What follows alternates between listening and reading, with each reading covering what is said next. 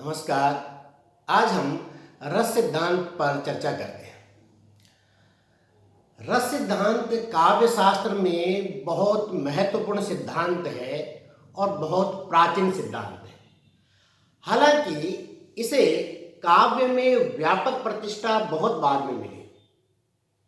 इसका विशद और व्यापक विवेचन भरत के काव्य शास्त्र नाट्य शास्त्र में मिलता है, जो उनका काव्य शास्त्रीय ग्रंथ है।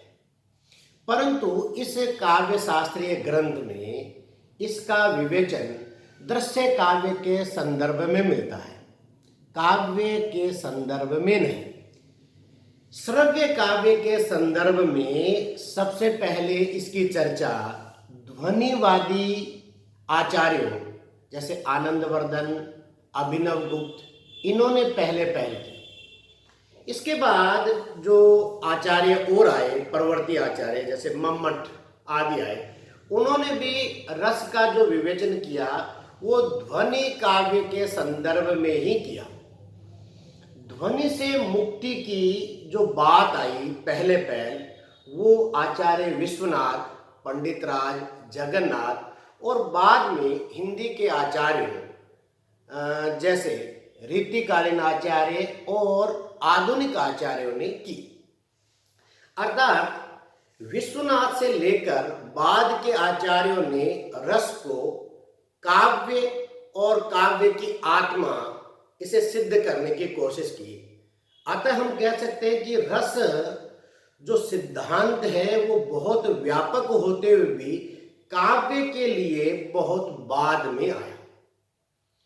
चलो आगे बढ़ते हैं। रस क्या है, अर्थ क्या है, परिभाषा क्या है? रस शब्द रस यानी स के नीचे हलंत है और इस धातु और ए प्रत्यय या अच प्रत्यय जिसको कहें उससे बना है। इसकी जो व्युत्पत्ति है वो इस तरह से कर सकते हैं, दो व्युत्पत्तियां हम इससे लगा सकते हैं। एक है रस्यते आस्वाद्य इति रसः, ये आचार्य विश्वनाथ की है। इसका अर्थ है कि वह जो आस्वादित किया जाए वो रस है। और दूसरी है सरते इति रसः, अर्थात जो बहे वो रस है। इस प्रकार रस की जो बात है वो दो तरह से आई है, व्युत्पत्ति दो तरह से आई है। एक है आस्वाद्यत्व, रस की मूल बात हुई, या द्रव्यत्व, रस की मूल बात हुई, दो बात हुई। यानी द्रव्य को हम रस कहें या आस्वाद को हम रस कहें। चलो आगे बढ़ते हैं और देखते हैं रस के अर्थ क्या क्या हो सकते हैं।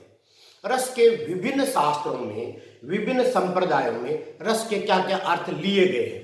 वैदिक साहित्य में बहुत सारा साहित्य है, उसमें रस के विभिन्न अर्थ लिए गए। अगर हम एक साथ बताएं तो जल, दर्व, पारद, सोम, रस, शोणित, वाणी, परमात्मा, सारे अर्थ वैदिक साहित्य में लिए गए हैं। वनस्पति के क्षेत्र में स्वादमय रस, अगर जैसे जूस जो है गन्ने का रस, इस तरह से वनस्पति क्षेत्र में ले लिया गया है।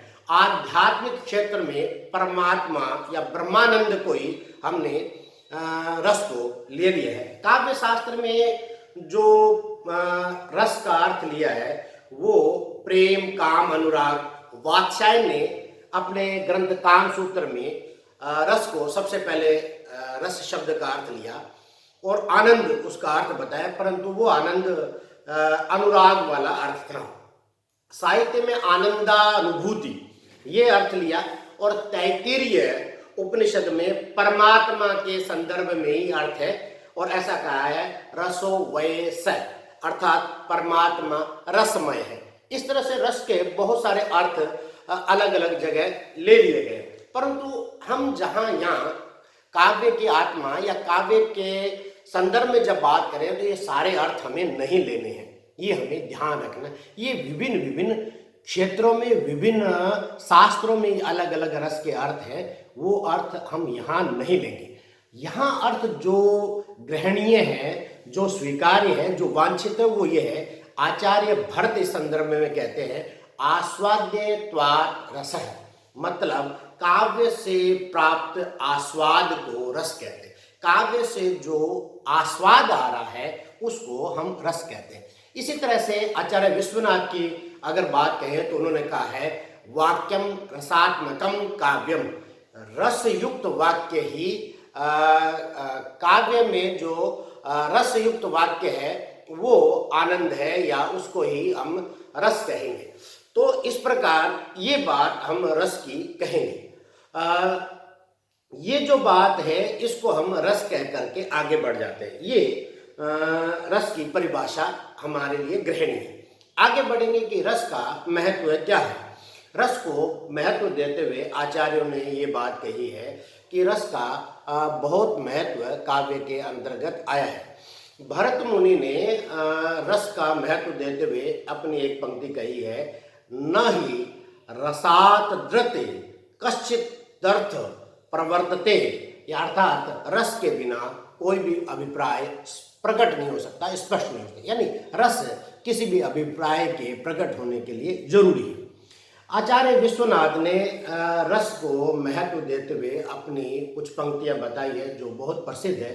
उनका अर्थ यह है कि जो है सत्वोद्रेक को रस का उन्होंने हेतु बताया और कहा कि रस जो है अखंड है, स्वयं प्रकाशानंद है, चिन्मय है, वेदांतर शून्य है, ब्रह्मानंद सहोदर है, लोकोत्तर चमत्कार प्राण है, इत्यादि बहुत सारे उसकी विशेषताएं, जो रस की विशेषताएं हैं, ये रस के महत्व है। अग्नि पुराणकार है, उन्होंने भी रस की बहुत सारी महत्ताएं बताई।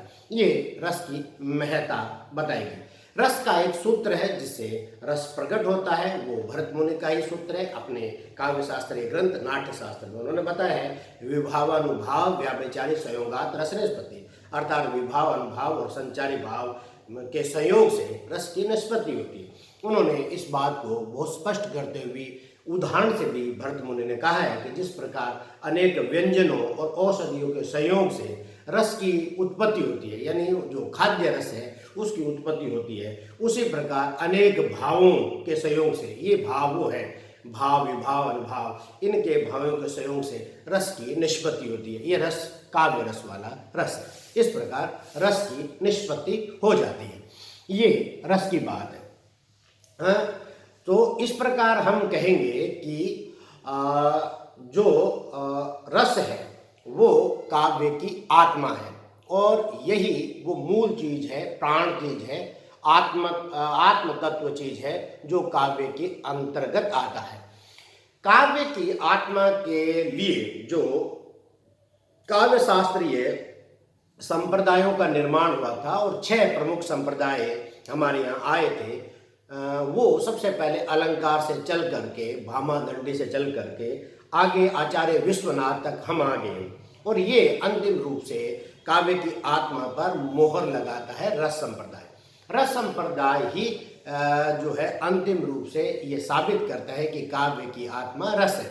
पहले हम ये मान चुके हैं कि ध्वनि और रस, ध्वनि काव्य की आत्मा बहुत दिनों तक मानी गई और बाद वाले आचार्यों ने ध्वनि और रस को भी अलग कर दिया था। रस ही अंतिम रूप से काव्य की आत्मा साबित होती है।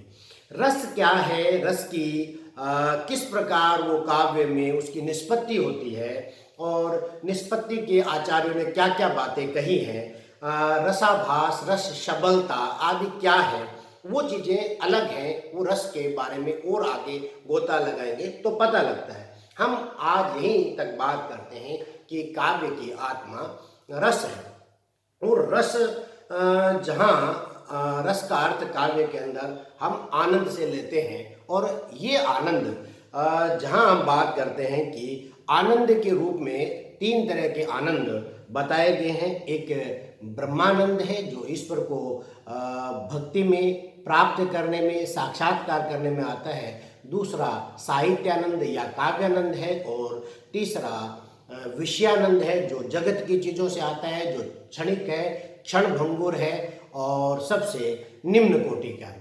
परंतु जो मध्यम कोटि का काव्यानंद है, साहित्यानंद है, वो बीच की कोटि का बताते हुए वो बीच में नहीं रहता, वो अपने महत्व पा करके इतना ऊंचा हो जाता है कि जो उच्च कोटि का ब्रह्मानंद है उसके बराबर की टक्कर लेता है। और हम कहते हैं कि वो ब्रह्मानंद सहोदर हो जाता है, ब्रह्मानंद के भाई जैसा हो जाता है। भाई का होने का मतलब उसके बराबर की महत्ता पा लेता है, मध्य की कोटि का होते हुए भी वो बराबर की स्थिति का पा लेता है। इस प्रकार हम कहते हैं कि ये जो काव्यानंद है वो आनंद बहुत ऊंचा हो जाता है और ये आनंद ही एक तरह से रस का पर्याय है। इसी तरह से आचार्य विश्वनाथ की वही पंक्ति पुनः हम बोल सकते हैं कि वाक्यम रसात्मकम काव्यम, रस युक्त वाक्य ही काव्य है। काव्य वही है जो रस युक्त है और रस का अर्थ है आनंद, और रस ही काव्य की आत्मा साबित होती है। आज हम यहीं तक अपनी बात पूरी करते हैं कि रस ही काव्य की आत्मा है और रस से युक्त ही वाक्य ही काव्य है। नमस्कार।